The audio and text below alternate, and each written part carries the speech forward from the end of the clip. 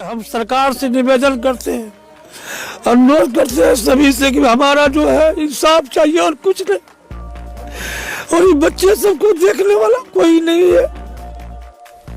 एक बार फिर से एक मजबूर बेसहारा औरत बनती है दरिंदों के हवस का शिकार। जी हाँ दोस्तों, मैं निशात हाजिर हूँ आपकी खिदमत में एक नई वीडियो के साथ। हिना परवीन के कातिलों को कब मिलेगी सजा? हिना परवीन के साथ जिस तरह से दरिंदगी की गई है, जिस बेरहमी से इस मासूम का कत्ल किया गया है, उसको लफ्जों में बयान करना बहुत मुश्किल है। मामला सुनकर आपकी रूह कांप जाएगी कि किस तरह इस बेकसूर के साथ दरिंदगी करके इसका कत्ल कर दिया गया।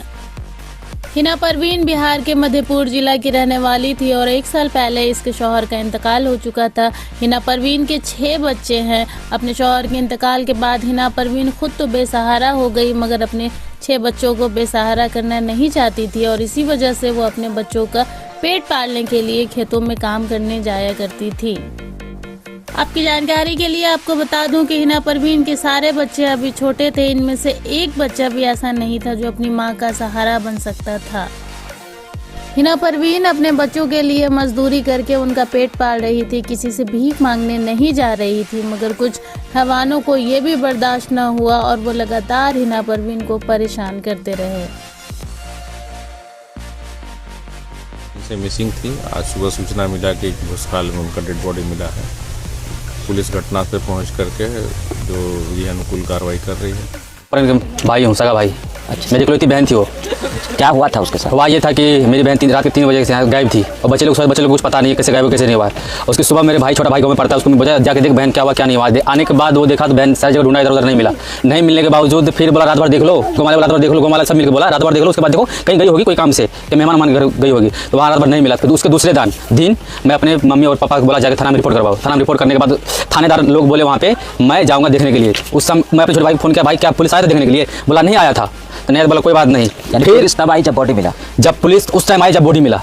कहाँ पे सोई थी आपकी बहन? मेरी बहन यहीं पे सोई हुई थी। यहीं पे? हाँ।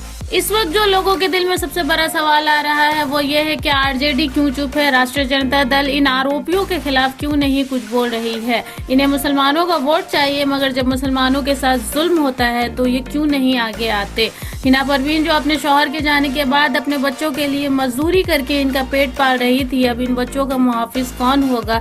इन बच्चों की परवरिश कौन करेगा? इस मामले पर MIM के लीडर आदिल हसन आजाद ने आवाज उठाई। उन्होंने वीडियो जारी करके फौरी इनके मदद की मांग की है। आइए देखते हैं। जैसा कि आपने देखा कि बिहार में मधेपुरा एक जगह भैरव पट्टी में जो हमारी बहन के साथ जो निर्भय हत्या हुआ, जो वाकया आपने देखा है कि किस तरीके से उसके साथ ब्रूटैलिटी हुआ और घर वालों ने बाद बेवा एक औरत है, उसके बच्चे हैं, 4 बच्चे हैं, और जितनी ज्यादती हुई है मुझे समझ में नहीं आता है। आखिर सम्राट चौधरी जब से आप होम मिनिस्टर बने हैं तो होम मिनिस्टर का दायित्व होता है ना क्राइम को कंट्रोल करना। आप तो चुनाव से पहले बुलडोजर की बात करते थे, लॉ एंड ऑर्डर की प्रकार से। जो होम मिनिस्टर हैं सम्राट चौधरी, निधि जी आप महिलाओं के सशक्तिकरण की बात करते हैं, महिलाओं को आप बोलते हैं हम आगे बढ़ाएं। क्या हमारी बहन के साथ, हमारी बेटी के साथ इतना जघन्य अपराध हुआ और आप चुप हैं? मुख्यमंत्री CMO की तरफ से एक क्लैरिफिकेशन नहीं आता है। उनके बच्चों को कौन देखेगा? उस बेवा के बच्चों को कौन साथ देगा?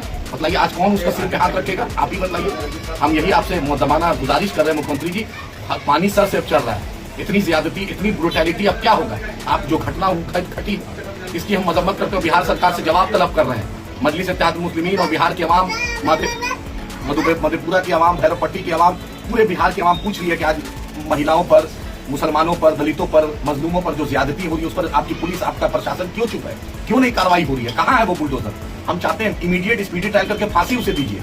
फैमिली का, उन बच्चों का सोचिए। बिहार नीतीश जी सोचिए, सम्राट चौधरी जी आप भी परिवार वाले, पूछिए उन बच्चों का क्या होगा जो मासूम बच्चे, जिसका बाप का भी साया चला गया था, इसकी माँ का भी साया चला गया। आखिर बोलिए उसको क्यों नहीं पकड़ा? जो 2 दिन 3 दिन पहले की घटना, इतना लेट पुलिस क्यों एक्टिव होती है? हम उससे मुतालबा करके उनके पूरे बच्चों का भरण पोषण हर कुछ का जिम्मेदारी बिहार सरकार ले और स्पीडी ट्रायल करके उस पर फांसी दे, जिसका भी नाम आया उसको फांसी दे, और बिहार सरकार एक नजीर पेश करे, दिखाए देश को, दुनिया को। वीडियो पसंद आए तो लाइक करें, कमेंट करें, शेयर करें। मिलती हूँ नेक्स्ट वीडियो में। अल्लाह हाफिज।